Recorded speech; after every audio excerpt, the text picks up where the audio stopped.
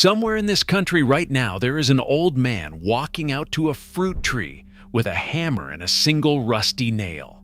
His tree hasn't fruited in years.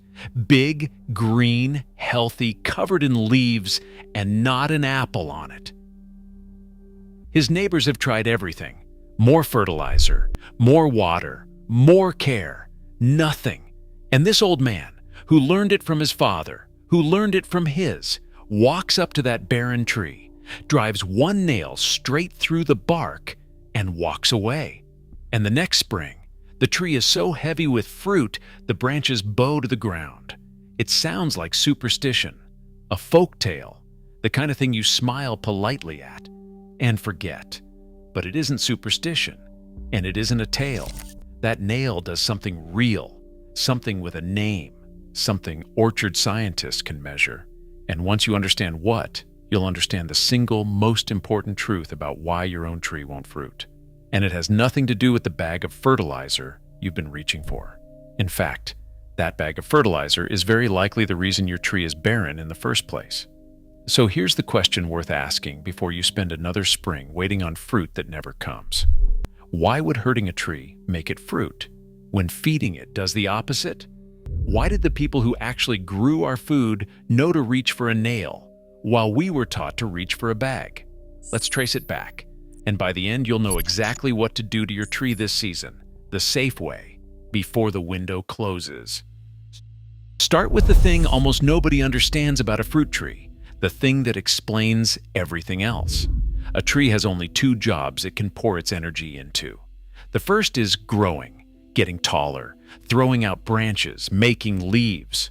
The second is fruiting, making flowers, then fruit, then seeds to carry on the line. And here's the catch that changes everything. A tree cannot do both at full strength at the same time. It has to choose, growing or fruiting, one or the other. So when does a tree choose to fruit? Not when it's comfortable. Think about it from the tree's point of view. Making fruit is the tree's way of having children, of casting out the next generation before it dies. A tree that feels safe, fed, watered, with everything it could want, has no reason to rush into that. Why would it? It just keeps living the easy life, growing bigger and leafier, putting off children for another year. A tree only turns to fruit in earnest when it gets the signal that the easy days are ending, that it had better make seeds now while it still can. And that single fact is the key to this entire video. Everything that actually makes a stubborn tree fruit, including that old man's nail, works by sending the tree exactly one message. The easy days are over, my friend. Time to make fruit. Now you can see why the fertilizer backfires. Because most barren fruit trees are not starving. They're the opposite. They're swimming in it, usually in nitrogen, the stuff that drives leafy green growth. And most often it's leaking over from the lawn fertilizer nearby. That tree is rich, fat, comfortable. And the more you feed it, the more comfortable it gets, and the longer it puts off making a single flower. Every bag of high nitrogen fertilizer you give a barren tree is another message telling it the good times are still rolling. You are paying every spring to tell your tree not to fruit. So now let's go back to that nail. For 100 years, people believed it was the iron, that the tree was somehow feeding on the metal. And I'll be honest with you, the way most won't. That part is a myth. A tree can't pull iron out of a nail stuck in its side.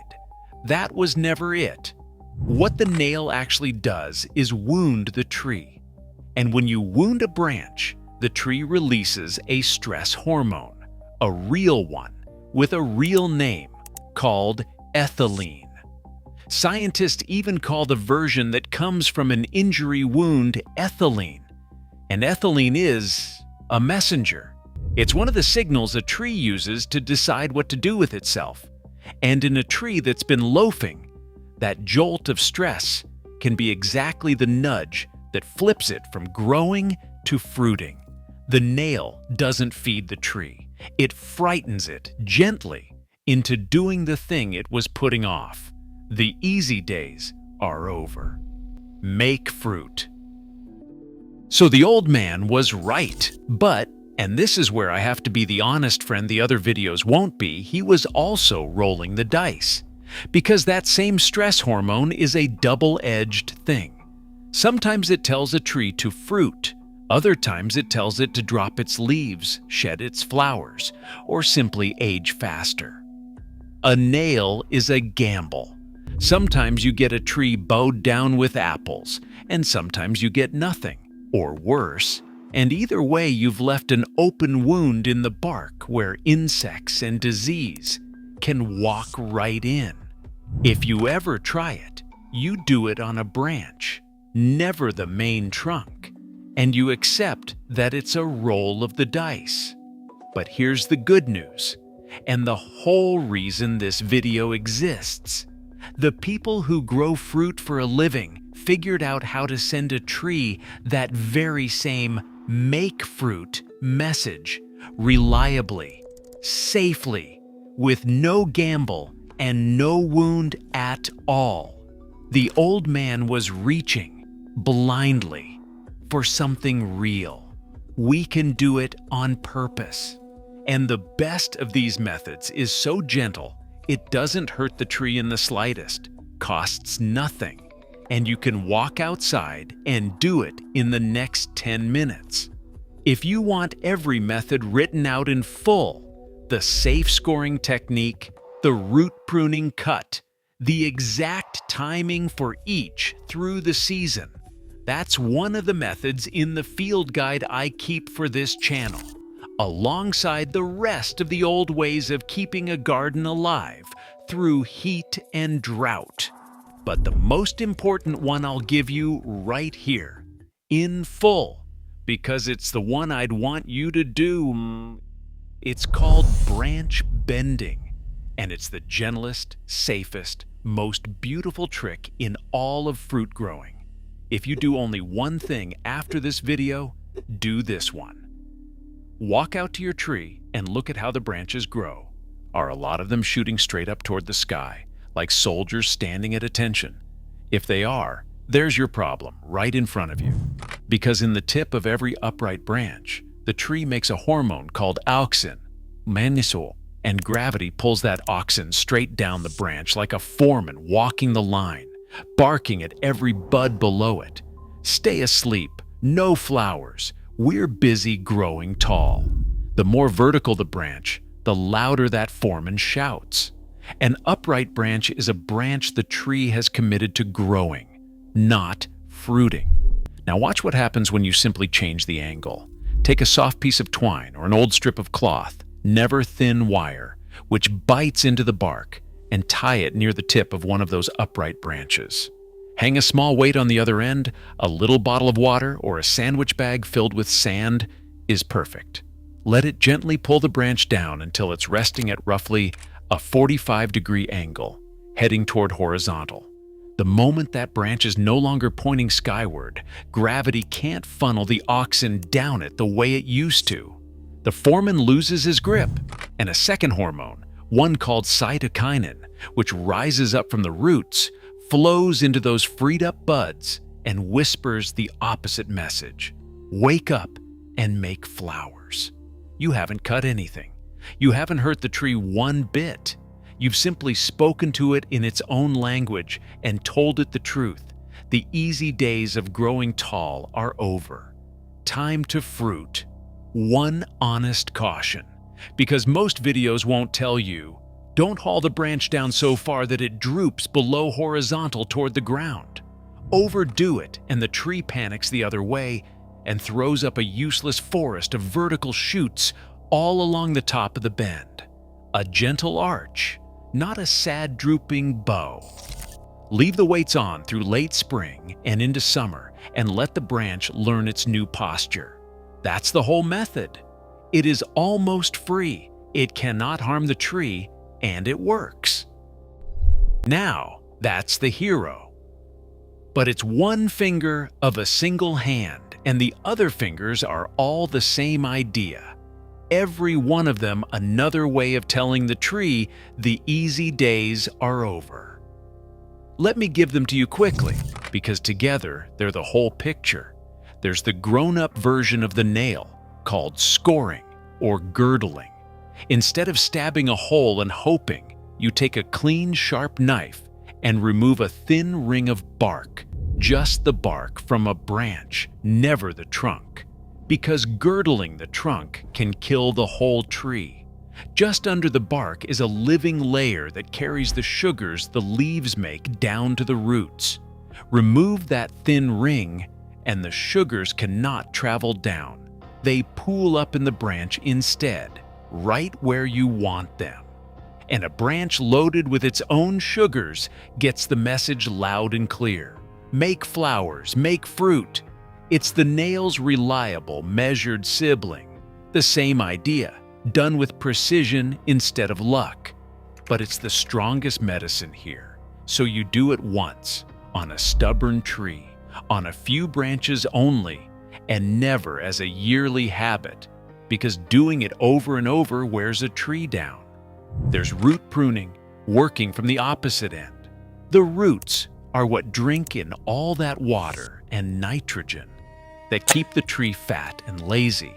So in early spring, you take a sharp spade and push it straight down into the soil, out near the drip line, slicing through some of the roots around part of a circle. Not digging anything up, just cutting. It's a gentle wake-up call from below, a little less luxury, a little more urgency, and the tree answers by setting flower buds. A nudge, not a shove, once on a vigorous tree, never on a poor, struggling one. And there's the pruning mistake almost everyone makes. When a tree won't fruit, people grab the saw in the dead of winter and cut it back hard. And then they're shocked when it comes roaring back even leafier than before. Because heavy winter pruning is flooring the gas pedal on growth, you cut the top back, and the full-sized roots below shove all their stored energy up into a burst of new leafy shoots. You wanted fruit, and you grew a salad. The fix is to go light in winter, and instead do a little gentle thinning in summer, which calms the tree down rather than revving it up, and opens the canopy so sunlight can reach the inside, because fruit buds only form where the sun actually touches. Just don't strip it bare. The leaves are the tree's kitchen. And that brings us to the last one, which is the whole heart of it, and where we close the loop on that bag of fertilizer. Don't feed the tree, feed the soil. While your tree is doing the hard work of making fruit, the worst thing you can do is dump high nitrogen fertilizer around it. It'll gladly take that nitrogen, throw its flowers away, and go right back to making leaves. Hold the nitrogen.